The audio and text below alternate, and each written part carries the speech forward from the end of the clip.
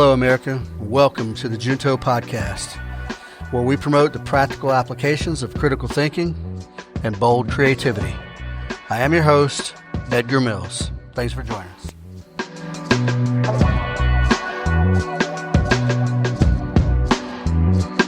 Hello, good people. Welcome to the Junto Podcast, episode 40. I appreciate you guys for staying with me. I really, really do. This episode is entitled something to the effect of "Don't expect hard things to be hard, not to be hard." Me and my friend Nathan Hicks kicked that around for a while, and it was in reference. He was doing an episode on talking about a running race that he did, and heard some people kind of moaning and groaning about the difficulty and the elevation and things like that. And my first thing was like, well, why would you sign up for a race, an endurance race, like an ultra race? So anyway, that jumped in my head. Don't expect hard things not to be hard. Well, hey, here's the news, folks. Life is hard. It's not just doing ultra marathons or ultra races or these enormous, crazy physical events that people train for these days. These Ironman stuff and the tactical games stuff. All those things are hard, yeah. But life in general is hard, and it affects different people in different ways. But I'm going to give you, for example, I know at least 5 people who have lost children, and I'm not talking about miscarriage. I mean like adolescent and teen, aged children. And I cannot imagine anything tougher than that, worse than that. I cannot. I can't even say how I would react to something like that. It's just beyond it's beyond me. But these people handled it well. That's not true. One guy committed suicide, but the others they seem to be very healthy about it. Not to say that there's no pain, and probably pain lingers every day, but they're dealing with it in a healthy way. So there's different things that are tough in life. It's not just physical stuff. And if you think life is, I don't know, I guess if you're born into a rich family, life can be fairly easy in a financial way. Like you might have things, and you might be able to do all the things you want to do, and have a nice house and nice cars and boats and all the things. But there's probably different sort of problems that you're dealing with there. So I can't speak from experience on that. I just imagine. But in the theme of don't expect hard things not to be hard, let's look at some stuff. Once you decide to go after a thing, to do something that seems like a challenge, you need to develop realistic expectations. And I don't mean just that, oh, well, I'm probably going to fail. Not that.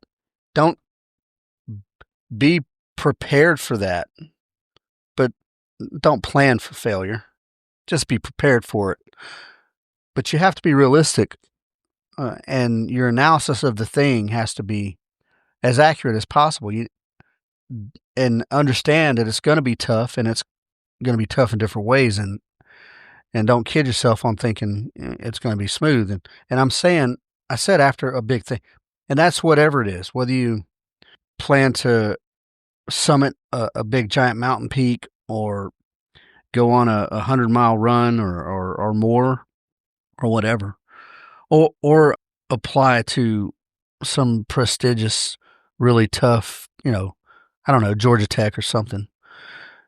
Understand that there's going to be obstacles and difficulties and peaks and lulls, and the way you deal with those things. You guys know I like to every now and again quote the Stoics, and Marcus Aurelius said that the impediment to action advances action. What stands in the way becomes the way.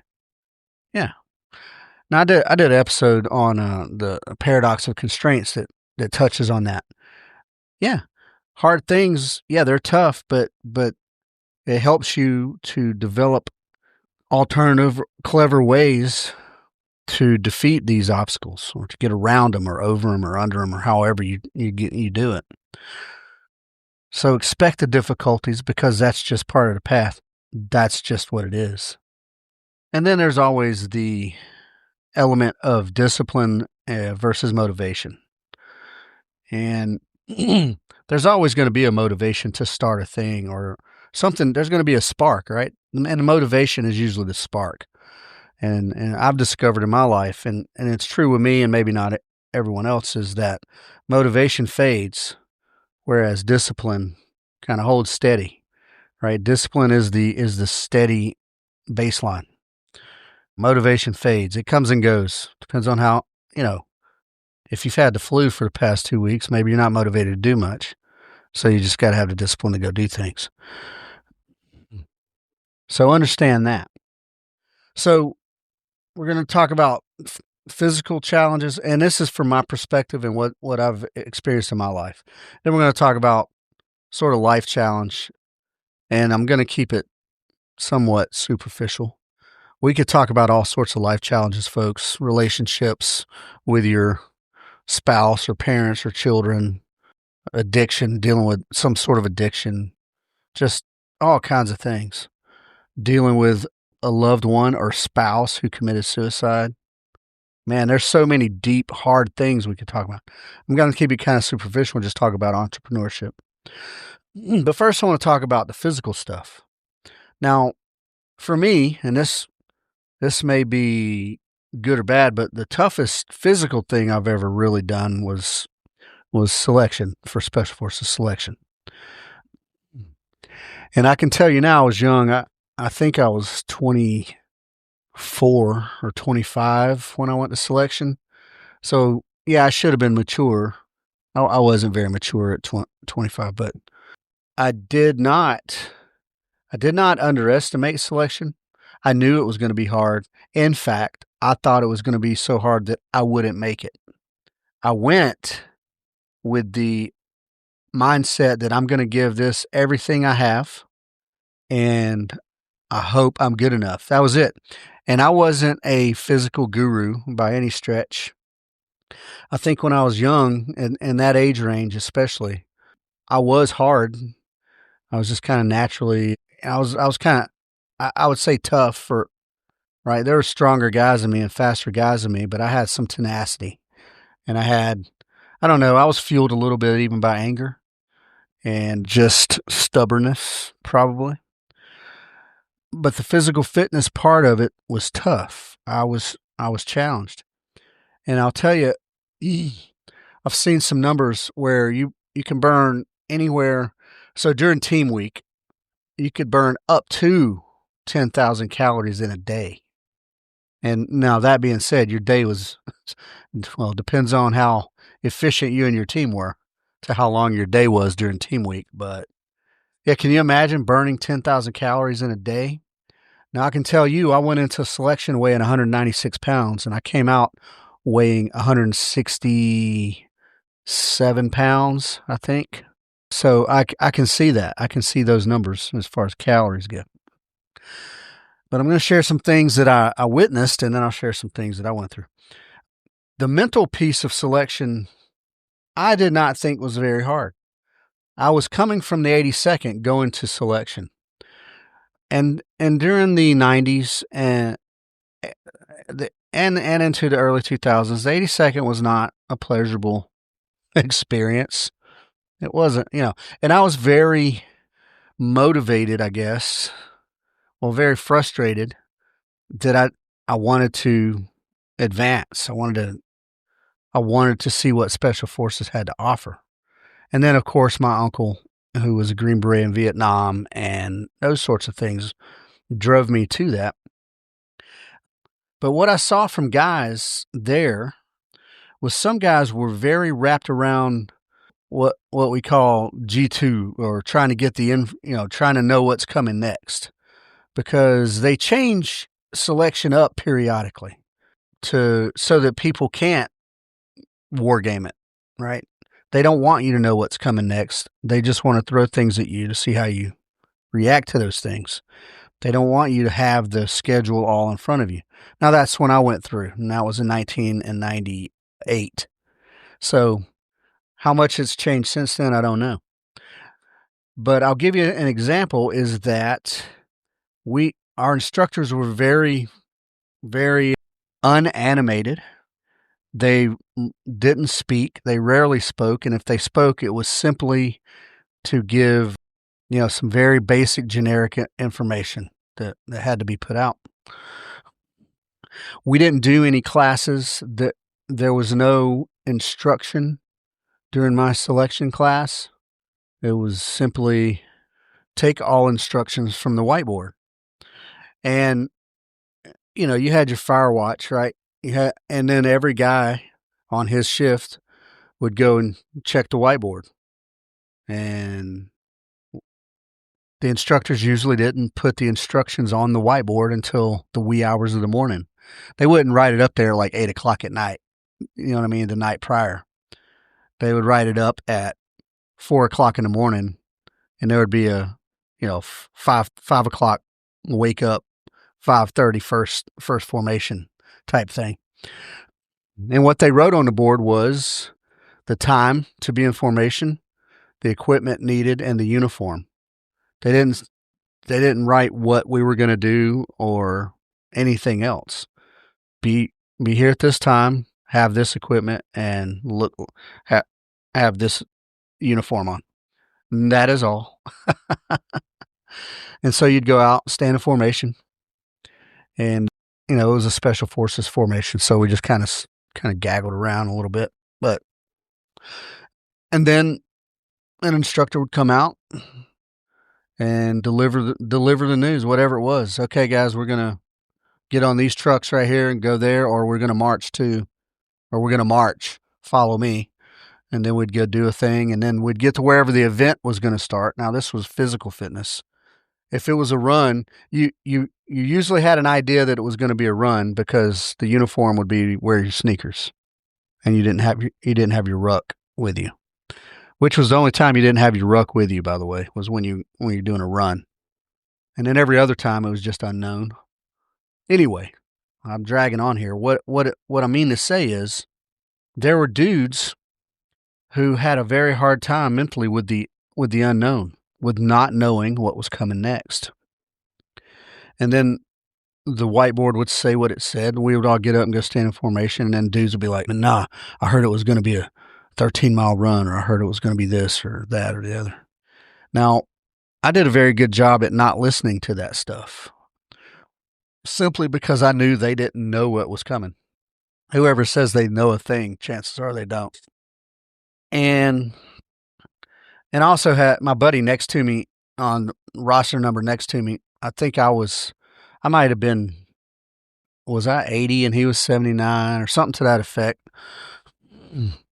We were kind of on the same sheet of music. Our fitness was pretty similar, and we just stuck together, and yeah, that was it. The dudes who couldn't handle the unknown, well, my partner and I, his name was Jamie. We made a game out of trying to guess who was going to quit, that night, right? The first few guys that quit, like early in the game, and there is no reason to quit early in selection, by the way. Like, there's no reason to quit anyway, but team week is the brutalizer. The first week, where you're doing all your sort of physical standards and those types of things, just no reason. I just can't understand it. But guys would quit. And then the good dudes would leave like all their moleskin and betadine solution on their bunk. And they would just go to the shack of shame. And that's good. At least they left their good stuff behind, you know what I mean? Blisters were a thing. I got news for you, folks. I had bitch feet. I get blisters pretty easy, and my feet were pretty tore up pretty quick.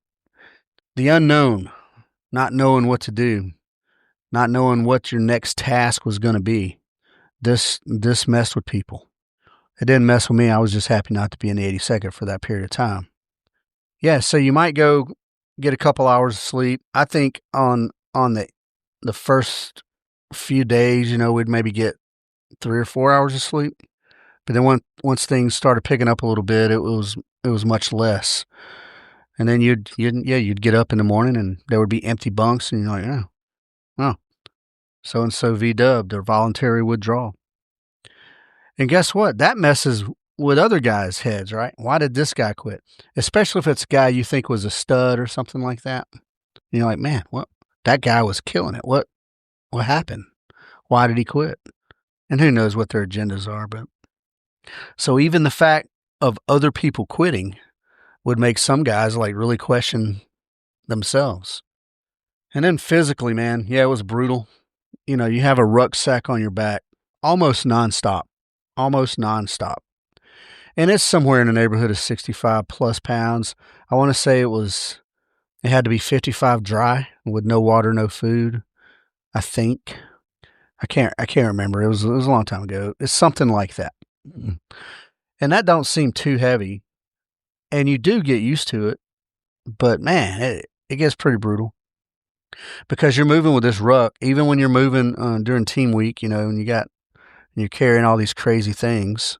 You're carrying them on top of your ruck. You still have to carry the ruck. Or you're doing the sand babies or all that stuff. Or you're carrying the unstable missiles for 12 or 15 clicks, which is just unstable missile is just code word for a giant telephone pole or two. So it's pretty crazy, and it's really rough on the back. It's really rough on the hands, and it's really rough on the feet. And there were guys, I can remember this one guy, man. He was a leg infantryman from, I want to possibly Korea. And he kept talking about early, right? He was like, hey man, you just got to have hand strength. You just make sure you got strong hands. You just got to have hand strength. And the very first team event we did was carrying these big rectangular, very wide, long and narrow ammo cans filled with dirt. And they just had a little nylon rope as a handle, and it was a thin nylon rope. And they were pretty heavy. And, you'd be on one side, another guy would be on the other. You'd walk, you'd switch out, rotate, go to the front, then you'd work. And eventually the way it worked out was like one guy would have a break, right? One guy would walk with nothing while the other guys were carrying everything. And then we'd, however many meters we'd go, and then we'd stop, sit down, rotate. And I remember, man, we were, not even long into this, only maybe a couple of 4 or 5 miles into this movement, and this dude quit. Well, here's the secret. In selection, you're in team week, you're a part of a team, and all the equipment that leaves that camp comes back to that camp, regardless of who's carrying it. So if you quit out in the middle of an event, what you've just done is screwed all your teammates. Yeah, that's what you've done. If you quit on an event, you've just screwed your teammates. Let people know, man. Say, hey, I'm hurting. I need, and dudes will pump you up. Dudes will motivate. Dudes will even help try to pick up a little more of your weight just to help you out. But just quit. And he quit like cold. Like there was no indicator. We did a break. We set him down. And he said, that's it. I'm done. Went back, told the cadre. Cadre's like, well, okay. And he still walked behind us for the entire rest of the event. He just walked behind us with nothing. He still had to carry his ruck too, by the way. So it was real odd. I thought it was crazy that he quit. And it was a hand strength sort of event. Yeah, it was crazy. It's brutal, right? It's brutal. The distances are usually, well, the runs and the rucks, the distances are unknown. I want to say our final trek, whatever it was 25, 30 miles, something in that neighborhood. And the team events, the cadre would, whoever the team leader at the moment was, had a map. You go, all right, you're here, move to there. You got, go. And there was, timelines that we were unsure of. Or no, we had time hacks on those. Yeah, we had time hacks. And that was one of the big things, right? Did you make the time hack or not? It was interesting. It was crazy, and it was pretty awesome. I didn't underestimate it, but it was hard. It wasn't exactly as I imagined, and I did a pretty good job at assessing other dudes and sort of, yeah, I compare myself to other dudes, but there were some studs there, like physical studs. And I want to say there's a guy, and I want to say he was in my selection class. His name's Akil Bay, and he does his own training up in Baltimore nowadays. He's retired and all, but man, that guy was like the head of the pack on everything. He was a physical phenom, and like he came in first on the ruck. He came in first on. He was always first on the runs and all that stuff. And of course, he got selected. But when I was measuring myself against that guy, I was like, oh my God, if I'm not going to make it. Somehow I did. Thank goodness. Thank goodness for that. Somehow I did. I think a lot of guys that did quit, I think they underestimated maybe the difficulty or maybe just the psychological game. They underestimated the sort of fear of the unknown, or their maybe underestimated their preparation. There's a lot of things. But I think the guys who quit, I think that's where they were at. A lot of underestimating, yeah, or possibly overestimating themselves. I don't know. There ain't no shortage of arrogance either around the special forces community. So I read one story of a guy, and I can't remember his name, so I'm not going to, but he was a candidate, right? And in his story was that he was cruising in the wee hours of the night on some land nav and got pulled into one of those gnarly draws out there in the Hoffman training area. And he had some kind of, sort of, I don't know, cheap map case, kind of ghettoed up map case, but while he was squeezing through this draw, he lost his map. And it was raining and all this stuff, right? And he goes through here and he loses his map. Well, that's it. You're done. If you ain't got a map, you're done. And he didn't have an additional map for sure. And I don't know. I think because he lost his map, he might have got dropped.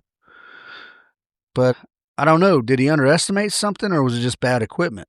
Or did he underestimate the importance of like making sure his gear was good, making sure his pockets were buttoned? Okay. I just gave away my age, right? In the 90s, we had buttons on our BDUs, not Velcro. Yeah. Always make sure your pocket's buttoned. Always. Because that map will come right on out, baby. Did he underestimate that? Those little details. Because little details matter, folks. They matter. So, yeah, that sucks. But in contrast, you guys have heard of, I'm sure, because he's on the internet a lot, not as a content creator, just his story will pop up occasionally. Johnny Kim. And he was a Navy SEAL, and then he went, and that's tough, right? Selection, SFAS, and BUDS, and all that stuff. It's all different but the same. It's very hard. It's very tough. It's grueling, and it's like never ending, it seems. And you got sleep deprivation and food sort of deprivation, and you're expected to do, I don't want to say superhuman.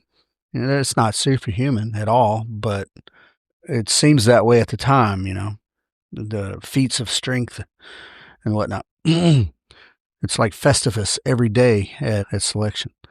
And so this guy goes on to become a doctor, like a Harvard-trained doctor, which, being a SEAL, okay, great. He did some hard things, right?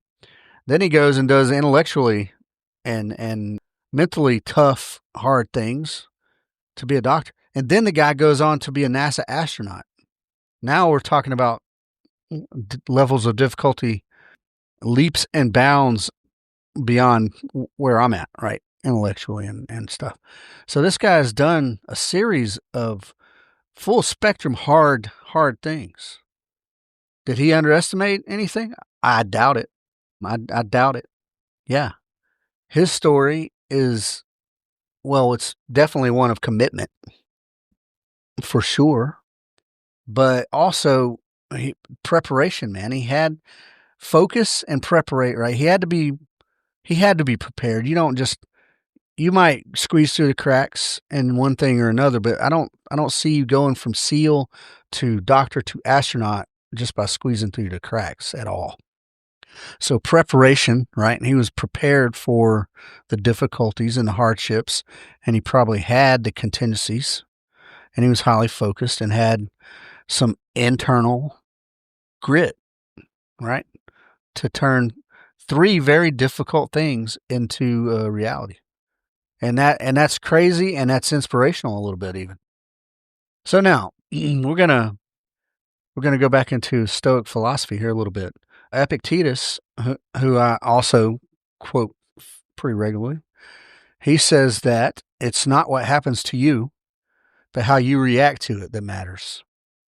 Yeah, it's how you react to it. How do you take that punch in the gut? In selection, right, there's pain, physical pain, and there's uncertainty. That's it. But how you respond to those things is inwardly and outwardly, because also the daggum cadre are always watching you. Yep, the cadre are always watching you. And this is a standard quote throughout SOF, is that you're always being assessed. And that's kind of a tough way to live, right? But at least during selection, you know that you're there to be assessed. It's in the title, assessment and selection. Right? You're being assessed. So if you take it in stride, because those guys are looking at the way you respond to hardship. Do you start pouting or blaming, playing the blame game? You start getting pissy? Or do you buckle down, get positive, pull your teammates together, and keep rolling? It's how you respond to these things. Yeah, it's how you respond to these things. So make a conscious effort to respond to hardship, even if you're internally screaming out loud. Externally, maintain your composure. So that, and I'm not telling you to fake the funk by any stretch, but the man to your left and right, if you go into a what I call a homosexual panic, then they might too, and you don't want that. You don't want panic in some of these times of difficulty, especially in combat, right? Especially in combat. You cannot have panic. You cannot have it. How do you react to things? Well, you will react better to things by having mentally prepared for those things. Now, you can't foresee every possible thing that comes along, but you can make some contingency plans that get real close to addressing most foreseeable problems. Yeah, selection. I don't talk about it a lot. It was just another course. It was a unique time, and and then there's the mind game at the end, right? When I was there, they called out roughly the remaining candidates that were there. They called out about half, and then the other half. So there was 2 formations standing there. But they didn't tell you which formation was which. You didn't know who was the selectees and who was the non-selects. But guess what? In both of those formations, there were dudes who were shitbags and dudes who were studs. And so as you're standing in one formation looking over at the other, and you're like, there's no way that guy didn't get selected. He's a stud.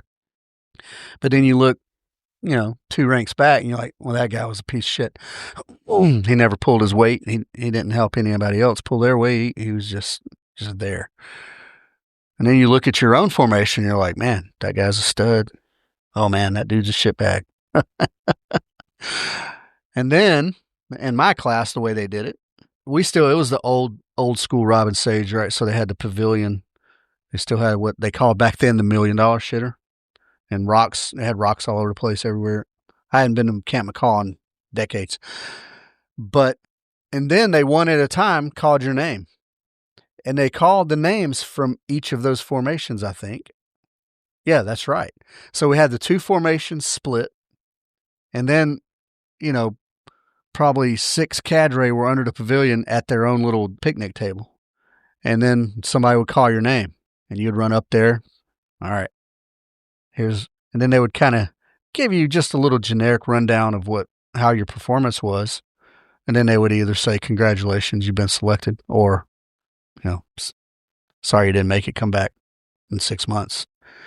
And it was a stressful time. That was the most stressful time, to be quite honest with you. That was the most stressful time. Was waiting to be called to come up and stand in front of the guy who was in front of me. Was a first sergeant of like a SWIC, Camp McCall, whatever the first sergeant job was, old crusty old 5th group, just crusty old dude, angry dude, bald, hard as friggin' nails. And he said, yeah, you're a little slow on some of your land nav and whatnot. And I thought, okay, back to the 82nd I go. He says, but we think you have great potential. Congratulations. I was like, I didn't outwardly smile or anything. And then at that point, I didn't want to turn around and look at my homies. Do you know what I mean? And then one of my homies not make it or something. Anyway, it was a very emotional moment. All right, that's enough of selection. Golly, I'm dragging on and on. That's enough of selection. It was tough. I went in with a blank mind. And I know some of you just make some jokes right now on that, but I went in with a blank mind. I didn't have expectations. My only thought was, I'm going to stay and I'm going to go as hard as I can go until the end. And that's it, because I don't want to be in the 82nd. And there you go. So now I want to go into, so that was decades ago, and that was awesome, right? It was fun. Started a career, I had a good career. It wasn't a golden boy career by any stretch, but I enjoyed a lot of things I did. I enjoyed being a special forces guy, and I did a lot of cool stuff, and I'm glad I got to do it. And I did a lot of combat, and even that, I hate to say, I'm glad I got to do it. That's what your job is to do that. So now let's talk about life challenges. And I went back and forth with myself on what we're going to talk about.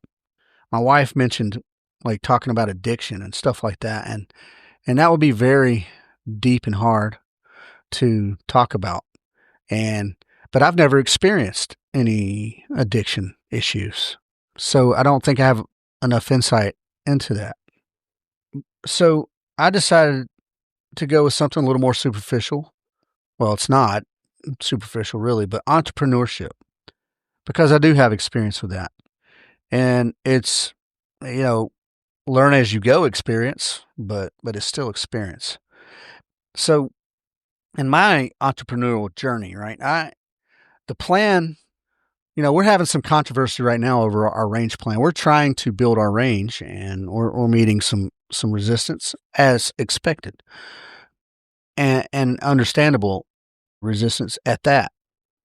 But my wife, so I know for sure in 2010 that I started making plans for a shooting range complex that I had on digits. And I know this sounds weak, but everything was done on PowerPoint. You know what I mean? Little blocks, little squares and lines and colors. And I created range plans, and I tried to do them to scale the best I could to sort of give a good visual. So, and my wife said I was talking about it as early as 2008. And that's probably true. That's about the time I think that's about the time I was starting my second duty station in SF. Was leaving Germany and going to Colorado Springs. And, you got to think of it like kind of like a child, right? You conceive this idea, right? You're like, okay, you formulate an idea of what you want to do. Well, I have a talent for shooting and a pretty good instructor, I think, and this is what I'm good at. I'm largely uneducated. I don't have many skills as far as technical skills go. I can swing a hammer for sure and dig a ditch, but I don't have any skills as far as the market goes, right? My skill is in shooting and training. And so I knew that early, and I knew early that I didn't want to finish college. So I conceived the plan of the range, and then I put these magical plans on digits, right?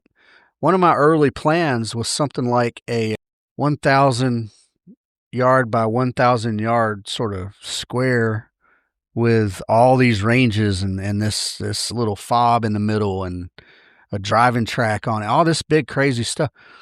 And obviously I was inspired by places like Blackwater, or I think Constellas, or whatever it is now, out in Moyock, North Carolina. And I was inspired by places like that had sort of all this one-stop, self-contained tactical wonderland type stuff. And I was inspired by that. And I thought, man, so I made these big, fantastical, best case scenario things. And I did that for a couple years, just like, okay, kind of doing different size and different things. Well, around in 2017, well, somewhere around 2015, I started doing math on like actual costs and things like that. Never mind land costs, but like just earth movers. And I was thinking about HESCO barriers, and I was thinking about buildings, and I'm thinking about structures, cinder block, structures like you find on a military base for shoe houses and things. And began to realize very quickly that these numbers are astronomical, that I am nowhere near capable of getting those numbers. I don't have money people. I don't know big money people, right? So I started paring the idea down. And ultimately, even in Colorado, before we came back to Georgia, before we came back home, I reckoned that somewhere between 20 and 40 acres was going to be doable. And then at that, I reckoned that 20 acres was the minimum. Anything less than 20 acres was not going to be able to accomplish the things we wanted to accomplish in the business. It would just be nothing more than a shooting range in your front yard with very limited capacity. So 20 acres was necessary. And in that 20 acres, you can do a lot if you're efficient and if you efficiently lay things out. And so that's what we did. So one of the very first obstacles, and it's still an obstacle today, was money. How do we defeat that? Well, I have some unique plans that I'm going to implement when the time is correct, but money and planning is there's a catch-22 where you can't execute certain things without money, and you can't get investors without having executed certain things.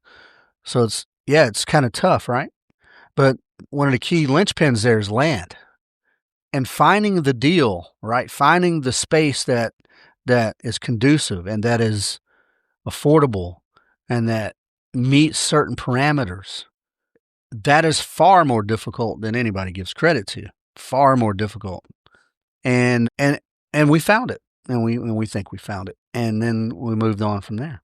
So understanding the obstacles that are in the way ahead of time is very important. There's resistance, and we expected it. So we had contingencies prepared for that resistance. And we think that those are very reasonable and workable contingencies. So once you understand that your best case dream, it's not that it's undoable, because if you got money, if you got access to money, you can probably do it, right? But if you're a regular working class dude, you got to realize that, okay, there's going to be compromise somewhere. Finding the land is going to be tough. There's going to be compromise. Then there's zoning and things. It's going to be a compromise. And then scraping together the funding. Yeah, nobody wants that investor who thinks he can come out and run your show, right? Show up with a bunch of champagne and machine guns and gun bunnies and think he can, and he's going to do whatever he wants out there.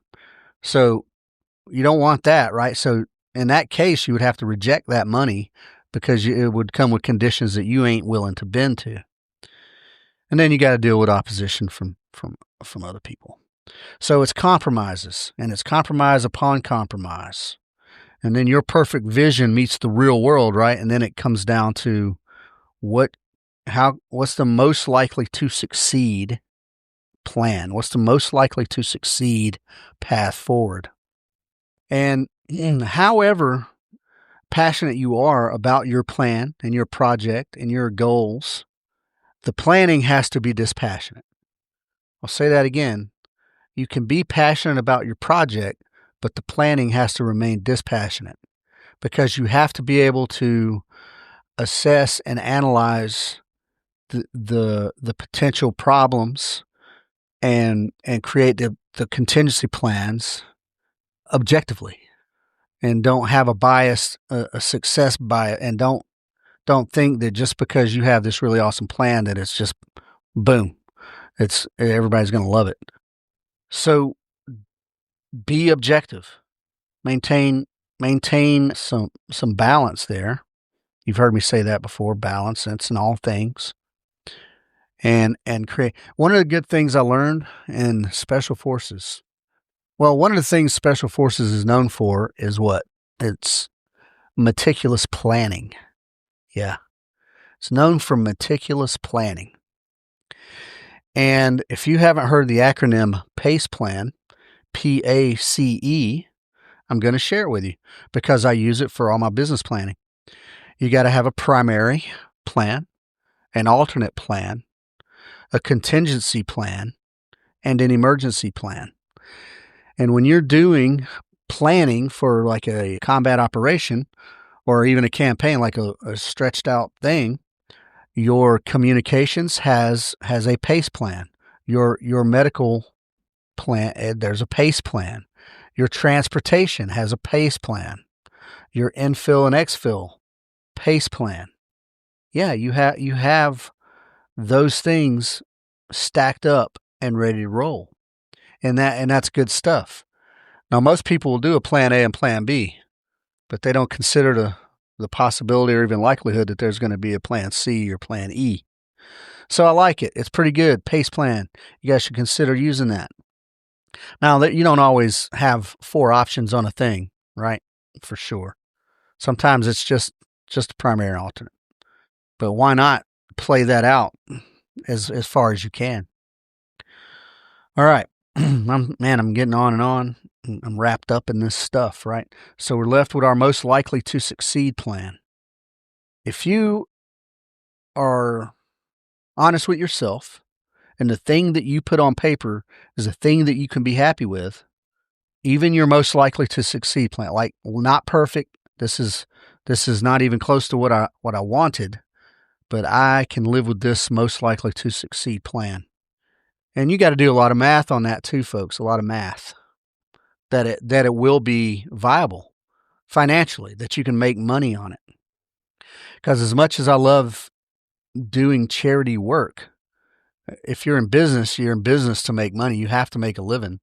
And for me, I'm in business to leave a legacy for my kids and grandkids and so on.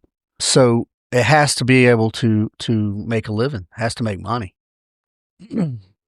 So yeah, be honest with yourself. Understand that obstacles and challenges arise.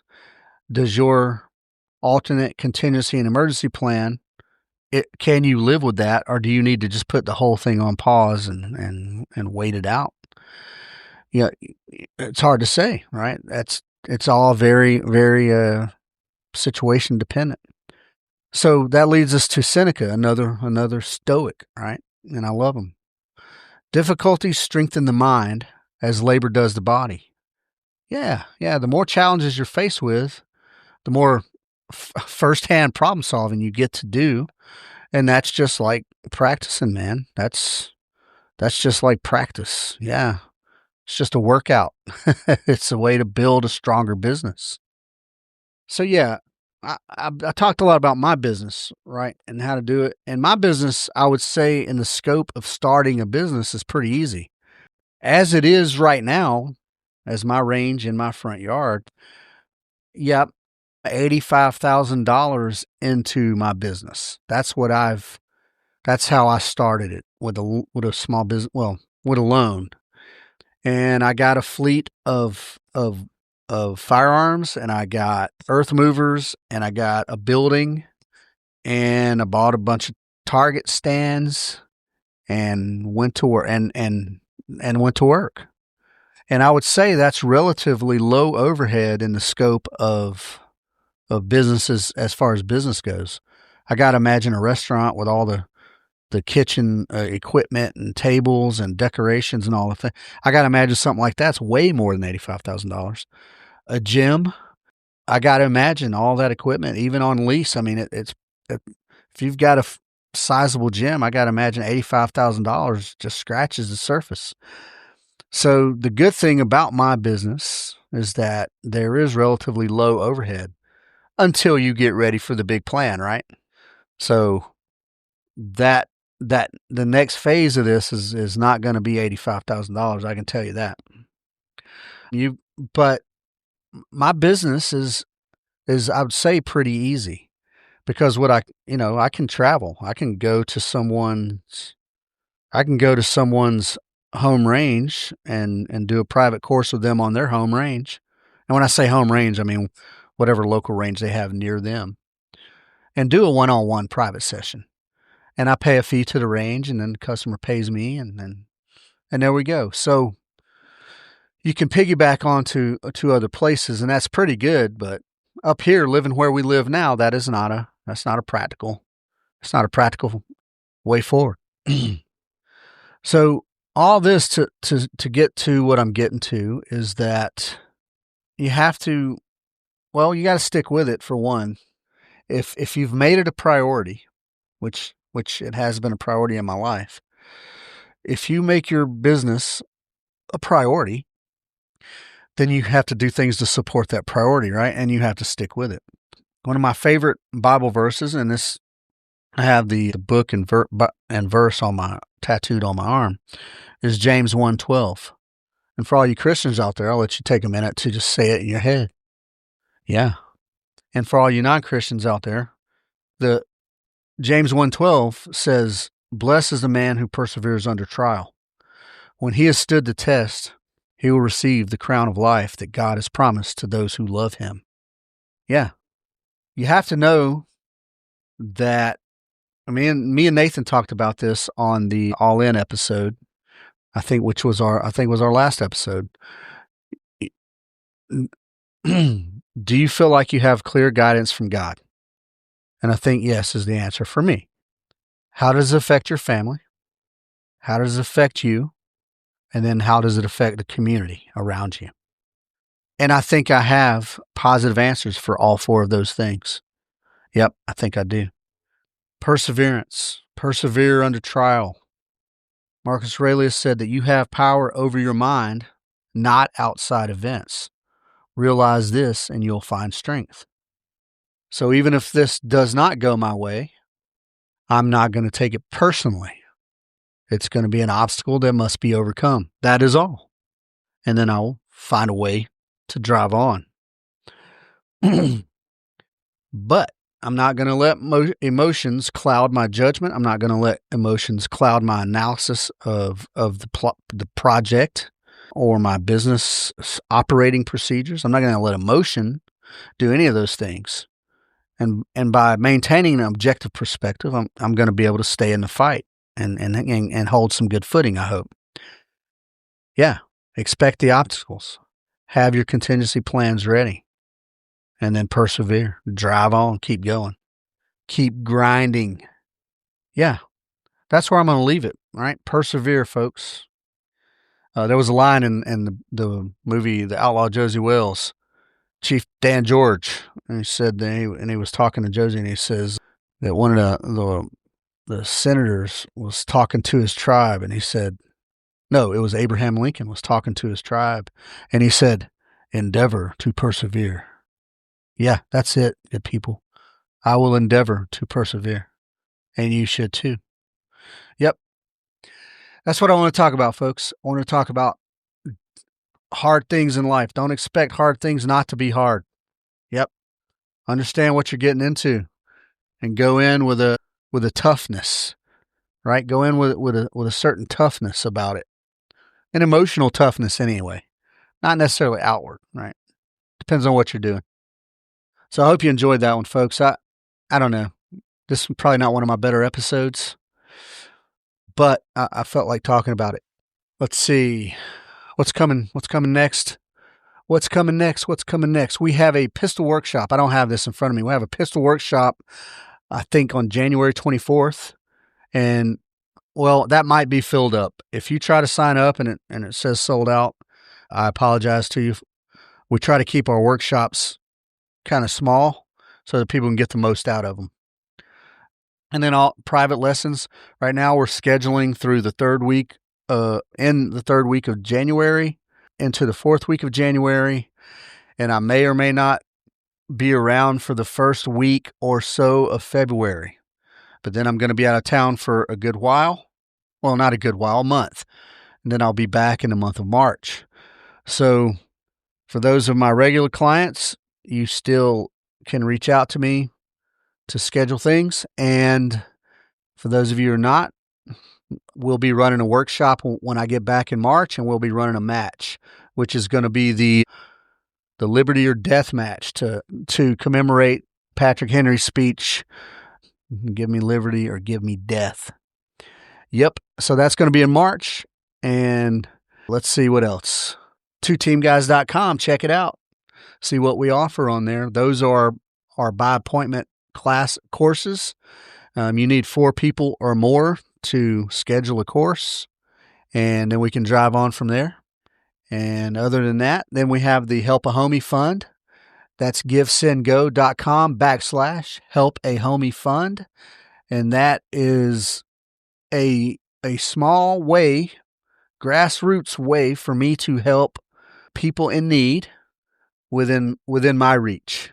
Now, I have a limited reach, but believe me, there's plenty of folks who need help within my reach, and that is a way for me to help them. So that's going to become more formalized as we go.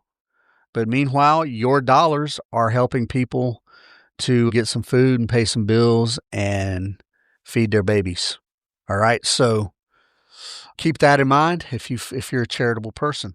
Other than that, folks, please go to siloftc.com.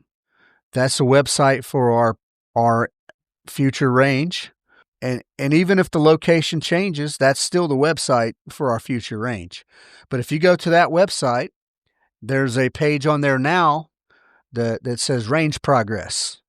And if you would go on to that and read my open letter on there and share that open letter, if you will, and most especially if you're a Floyd County, Georgia resident, it would be very beneficial for us if you would, write a little letter to the commissioners to voice your support, not to bash on anyone, not to complain about government overreach or any dirty dealings or any corruption or any of that stuff.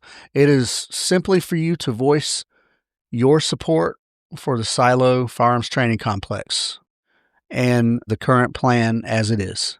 So read that letter. That'll help you a little bit, and then and write a letter on our behalf. We would greatly appreciate it. And that's it. Our hearing is 27 January at 6 p.m. Location to be determined. I have the location, but I don't know it off the top of my head. And any Floyd County citizens who are interested in supporting and going to that hearing, you are more than welcome to come to it. I'm not exactly sure how that agenda goes, and I'm not sure how much time I'll have to speak or anyone else, but that's the final hearing. Like I said, if you're a praying person, please pray for it. If you're a savage heathen, please do a little dance around the fire and do some incense or something. And let's try to get this thing done so that we can start helping people help themselves. Good people, thank you so much for listening. I drug on about this when I was a little preachy, I guess. Take care and stay tuned. Love you guys.